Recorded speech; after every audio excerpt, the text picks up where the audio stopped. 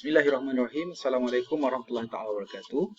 Alhamdulillahirabbil alamin wassalatu wassalamu ala asyrafil anbiya wal mursalin wa ala alihi wa sahbihi ajma'in.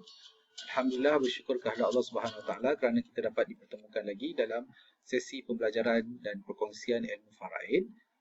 Pada pertemuan kali ini kita akan menyambung tentang kategori ataupun komponen waris yang kedua, masih lagi membincangkan tentang waris yang dinamakan sebagai waris asabah.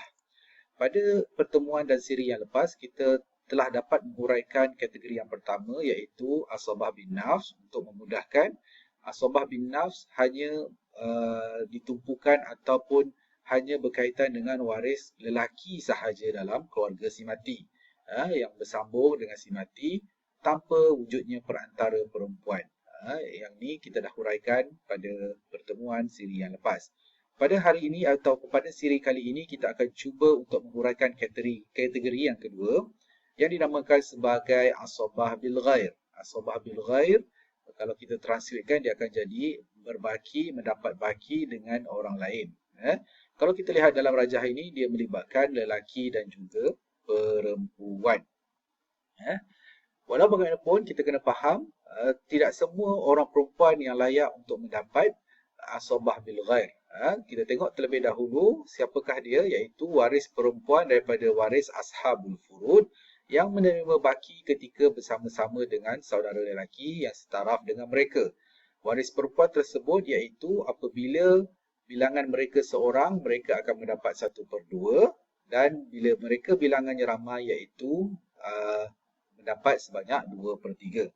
Apabila kita lihat semula dalam siri Ashabul Furud, mereka yang mendapat 1/2 dan 2/3, maka kita akan dapat kenal pasti bahawa hanya 4 orang perempuan Ashabul Furud yang layak untuk dapat bahagian tersebut, iaitu anak perempuan, cucu perempuan iaitu anak perempuan kepada anak lelaki, saudara perempuan seibu sebapa iaitu adik-beradik perempuan kandung, dan saudara perempuan sebapa. 4 orang perempuan waris perempuan ini layak untuk mendapat baki sekira bersama mereka, kita kata tadi, lelaki yang setaraf dengannya. Dalam keadaan ini kita kena faham anak perempuan setaraf dengannya ialah anak lelaki. Cucu perempuan yang setaraf dengan dia ialah cucu lelaki, iaitu anak lelaki datang daripada anak lelaki. Saudara perempuan seibu sebapa yang setaraf dengannya adalah saudara lelaki seibu sebapa kandung, mesti sama. Dan saudara perempuan sebapa yang setaraf dengannya ialah saudara lelaki sebapa. Perlu diingat, 4 kumpulan kelompok untuk waris asabah bil ghair ini akan menggunakan portion pendekatan nisbah 2, nisbah 1. 2 itu akan dimiliki oleh bahagian anak lelaki ataupun waris lelaki, dan 1 bahagian akan dimiliki oleh waris perempuan. So ini adalah beberapa prinsip yang telah ditentukan dalam Al-Quran nak menunjukkan bahawa peranan waris lelaki yang sama taraf dengan perempuan tersebut adalah sangat besar. Sebagai contoh, anak lelaki dan anak perempuan ini adalah adik-beradik. So anak lelaki ini sangat bertanggungjawab sekiranya emak ataupun ayah mereka meninggal dunia. Sebagai abang ataupun adik lelaki, mereka kena bertanggungjawab dalam keluarga tersebut. Oleh sebab itu, bahagian mereka adalah lebih besar. Habuan itu bukan untuk mereka semata-mata, tetapi untuk mengurus, menjaga keluarga tersebut. Begitu juga kepada waris-waris yang lain dalam komponen ini. Perkara ini ataupun sandaran hukum kepada waris asabah bil ghair ini memang sudah disebut dalam Al-Quran Karim sebanyak 2 kali. Satu untuk bahagian anak zuriat, akan dikiaskan juga kepada cucu. Satu lagi ialah kepada adik-beradik kandung, dikiaskan juga kepada saudara ataupun adik-beradik sebapa. Ayat yang ke-11 daripada surah An-Nisa berbunyi, A'udzubillahi minasyaitonirrajim, yusikumullahu fi auladikum lidzakari mislu hazzil unsayain. Allah perintahkan kamu mengenai pembahagian pusaka untuk anak-anak, iaitu bahagian seorang anak lelaki menyamai bahagian 2 orang anak perempuan. Okey, ini dalam ayat 11. Dan pada ayat yang terakhir daripada surah An-Nisa, iaitu ayat 176 berbunyi, wa in kanu ikhwatar rijalan wa nisaan falidzakari mislu hazzil unsayain. Dan jika sekiranya mereka saudara-saudaranya itu ramai, iaitu lelaki dan perempuan, maka bahagian seorang lelaki menyamai 2 bahagian perempuan. Maksudnya ratio 2:1 tadi telah digunakan ataupun disebut sebanyak 2 kali dalam Al-Quranul Karim, lidzakar mithlu hazzil unsayain, iaitu pada ayat 11 dan ayat 176 yang menjadi sandaran kepada hukum asabah bil ghair. Walau bagaimanapun terdapat beberapa syarat yang perlu ditetapkan. Salah satunya pertama, perempuan yang menjadi asabah bil ghair haruslah daripada kalangan ashabul furud. Yang kita sebut tadi, bukan setakat ashabul furud, mereka mesti kalau semasa menjadi ashabul furud, mereka mendapat 1/2 sekiranya bilangannya seorang, ataupun 2/3 sekiranya bilangan mereka ramai, jika mereka perempuan sahaja. Walau bagaimanapun, disebabkan ada lelaki, mengubah status mereka daripada ashabul furud kepada asabah.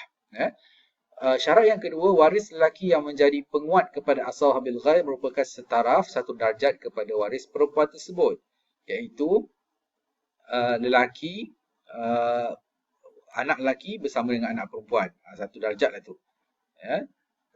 Saudara perempuan kandung dengan saudara lelaki kandung, satu darjat juga. Waris lelaki yang menjadi penguat, syarat yang ketiga, waris lelaki yang menjadi penguat kepada asabah bil ghair mempunyai kedudukan yang sama kuat dengan waris perempuan tersebut. Ini juga sebagai asas. Maksudnya kalau adik-beradik kandung perempuan tak mungkin akan dapat asabah ataupun baki dengan adik-beradik lelaki sebapa.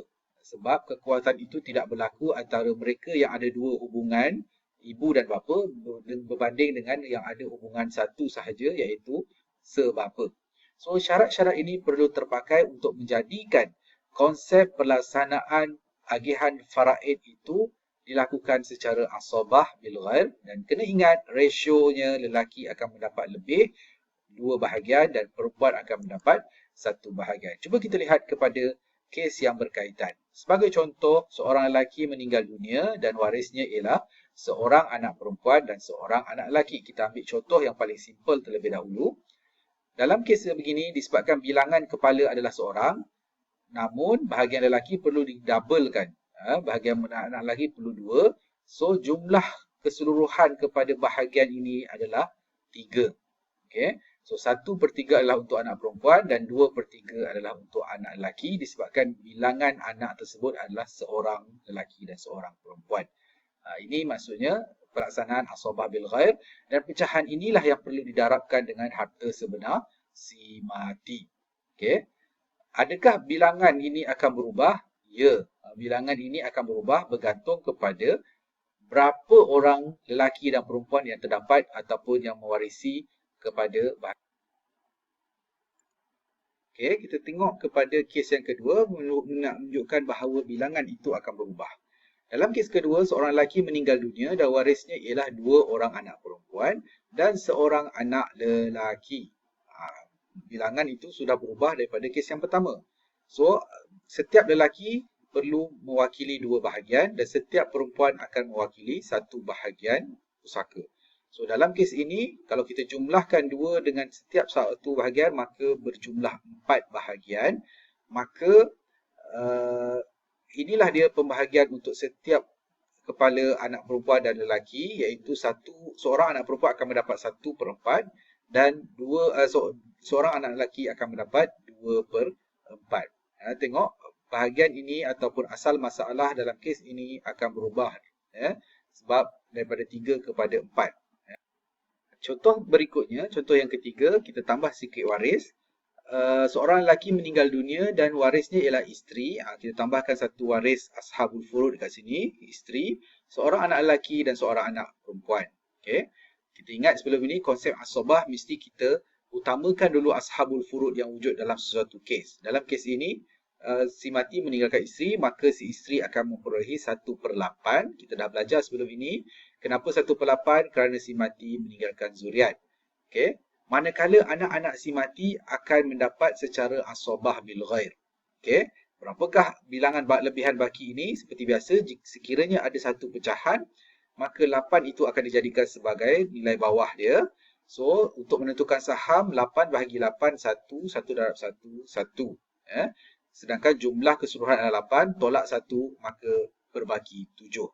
Walau bagaimanapun, 7 ini sukar untuk kita bahagikan kepada dua kepala ini. Bukan setakat dua kepala, sebenarnya 3 bahagian sebab anak lelaki mewakili 2, ratio 2:1, perempuan akan 1. Disebabkan itu, kita perlukan kepada istilah tasheh penyelarasan, iaitu dengan cara yang paling mudah, kita lihat saja bilangan untuk yang bermasalah di sini, iaitu ada 3 bahagian, iaitu mewakili bahagian 2 anak lelaki dan 1 bahagian anak perempuan. So, kita akan darabkan pada keseluruhan pecahan, nombor bawah dan nombor atas. Biasanya kita mulakan terlebih dahulu dengan darab di bawah. 8 darab 3 akan menghasilkan 24. 1 darab 3, 3. 7 darab 3, 21. Dan 21 ini boleh dibahagikan kepada 3 bahagian. 1 bahagian bernilai 7 dan 2 bahagian bernilai 14. So, barulah dapat kita tentukan bahawa ratio 2:1. 14 dengan 7 adalah ratio 2:1. Anak lelaki akan dapat 14 dan anak perempuan akan mendapat 7 bahagian.